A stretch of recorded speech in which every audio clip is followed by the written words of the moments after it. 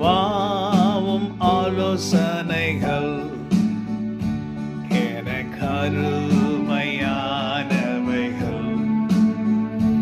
என் மேலேவும் இரக்கங்கள் என்றென்றும் நிலைப்பவைகள்.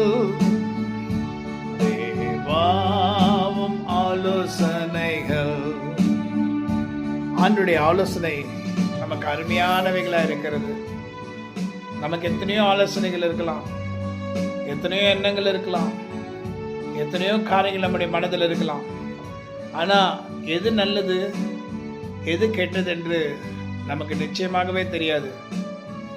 ஆண்டவர் நமக்கு வெளிப்படுத்தினால் ஒழிய அது நமக்கு தெரியாது. அதனால அநேகர் ஜோசியக்காரங்கள்கிட்டையும் குறி சொல்லுகிறவங்ககிட்டயும் போய் கேட்பாங்க, எங்களுடைய எதிர்காலம் என்னன்னு. ஆனால் வேதம் என்ன சொல்லுகிறதுனா, நம்மை குறித்து அவருடைய பிள்ளைகளை அவருடைய உள்ளங்கைகளில், கையில் இல்லை, ஒரு கையில் இல்லை, கைகளில் வரைந்திருக்கிறார். நம்முடைய வாழ்க்கையெல்லாம் அவருடைய கைகளில் வரையப்பட்டிருக்கிறது. கர்த்தரால் தெரிந்து கொள்ளப்பட்டு அவரால் அழைக்கப்பட்டிருக்கிற ஜனங்களுக்கு. ஸோ அதனால் நமக்கு ஆண்டவர் கொடுக்கிற ஆலோசனை தான் நிலைக்கும், நன்றாக இருக்கும்.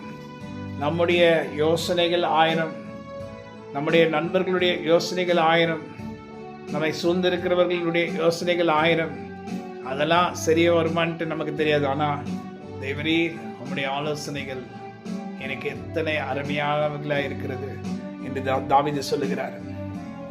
தாவீது அநேக இக்கட்டுகள் வழியாக கடந்து சென்று, அநேக பாடுகள் வழியாக சென்று கர்த்தரை துதித்து அவரிடத்தில் நன்மை பெற்றுக் கொள்ளுகிறதை அறிந்திருந்தார். ஒரு நல்ல மனுஷன், நல்ல ஒரு ராஜா. அவருடைய எப்பொழுதும் அவர் கர்த்தரை நோக்கி பார்த்து அவரிடத்தில் ஆலோசனை கேட்பார். அதே போல நாம் கூட கர்த்தரிடத்தில் ஆலோசனை கேட்டு நடப்போம். அப்பொழுது நிச்சயமாக நமக்கு எல்லாமே நன்மையாய் நடக்கும். Amen. God bless you. Have a wonderful day.